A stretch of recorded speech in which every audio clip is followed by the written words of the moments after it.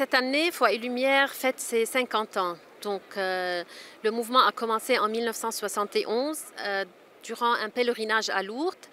Et pour célébrer nos 50 ans, nous sommes venus à Rome pour avoir la bénédiction du pape, mais aussi pour avoir un message de sa part.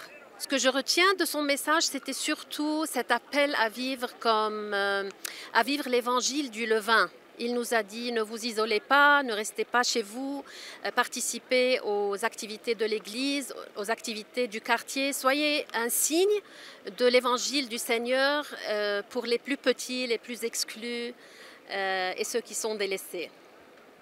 Le message que nous avons reçu aujourd'hui du pape va nous encourager à aller de l'avant, à continuer notre mission. Il a confirmé la position de l'Église face à notre mission, qui est de trouver une place pour la personne porteuse d'handicap au sein de l'Église, mais aussi au sein de la société. Las personas con una discapacidad mental tienen todos los derechos y, sobre todo, derecho a ser amada y aceptada tal y como es. Ellos son testigos privilegiados del amor de Dios hacia cada ser humano. C'était un moment important, fort attendu, avec un accueil particulier de la communauté Foi et Lumière, et notamment des amis porteurs d'un handicap mental. Ça a commencé par un chant gestué traditionnel des communautés Foi et Lumière, qui mettait un peu de désordre dans cette salle magnifique du consistoire où on était accueillis.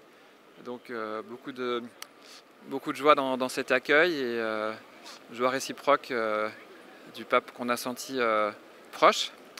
Et voilà, je dirais que c'est un moment important pour Foi et Lumière. On est à 50 ans d'existence de ce mouvement qui est présent sur les 5 continents.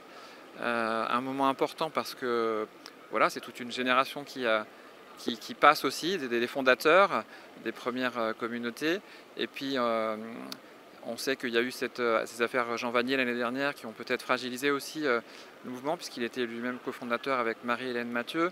Et puis il y a eu la pandémie qui a un peu brisé la vie des communautés qui se rencontrent chaque mois. Et c'est vrai que voilà, le présentiel, comme on dit, c'est vital pour les communautés Foi et Lumière. Donc c'était un moment de fragilité.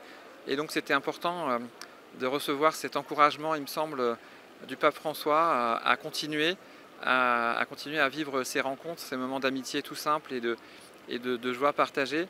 Et voilà, je dirais que moi j'ai retenu dans ses paroles, notamment il a dit que Foi et Lumière a été une prophétie et est toujours une prophétie pour l'Église et pour le monde, en particulier dans une époque où souvent les plus fragiles sont rejetés.